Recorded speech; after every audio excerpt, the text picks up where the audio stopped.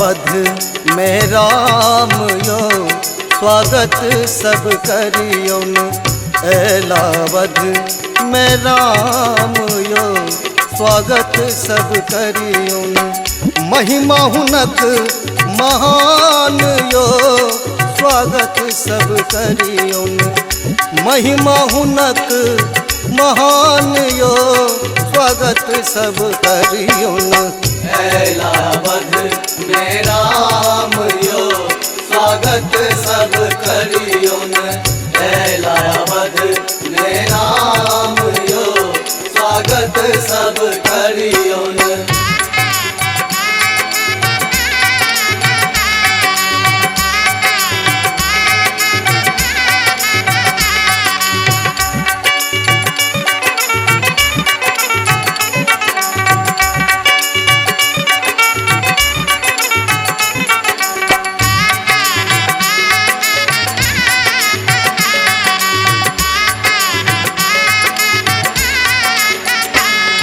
हे गुथी गुथी फूलक हार बनाबू।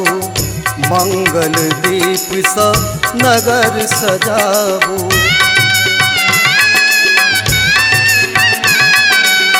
गुथी गुथी फूलक हार बनाबू।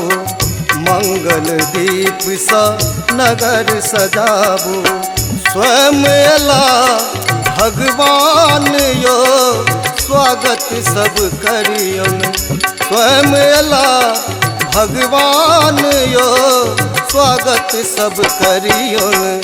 एलावध में राम यो स्वागत सब करियोन।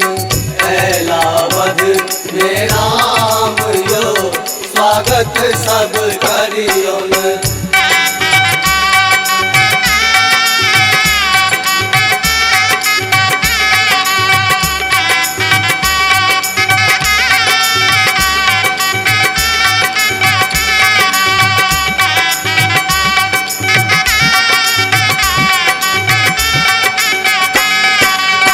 मुखमंडल मुस्कान सजल छन। हाथ धनुष कर शोभ रहल छन। हे मुखमंडल मुस्कान सजल छन। हाथ धनुष कर शोभ रहल छन। दशरथ नंदन राम यो स्वागत सब करियोन। दशरथ नंदन राम यो स्वागत सब करियोन। एलावध में राम यो स्वागत सब करियोन। एलावध में राम यो स्वागत सब करियोन।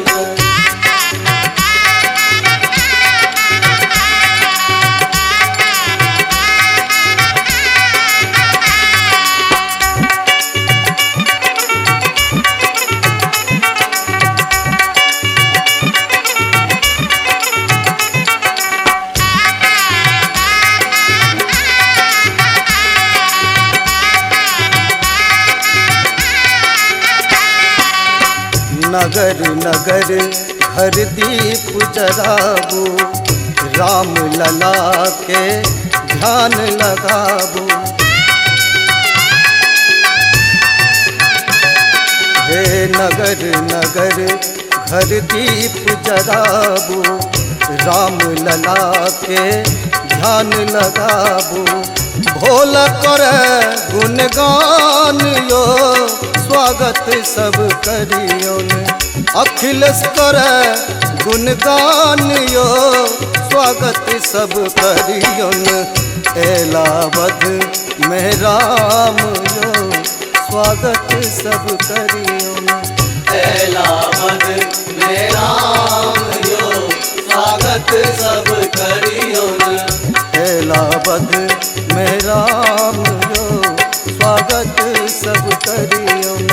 एलावध में राम यो स्वागत सब करियोन। नीलम मैथिली चैनल का सब्सक्राइब करबा के लेल लाल बटन का दबाव आ घंटी पर क्लिक क के नव नव मैथिली गीतक आनंद उठाओ।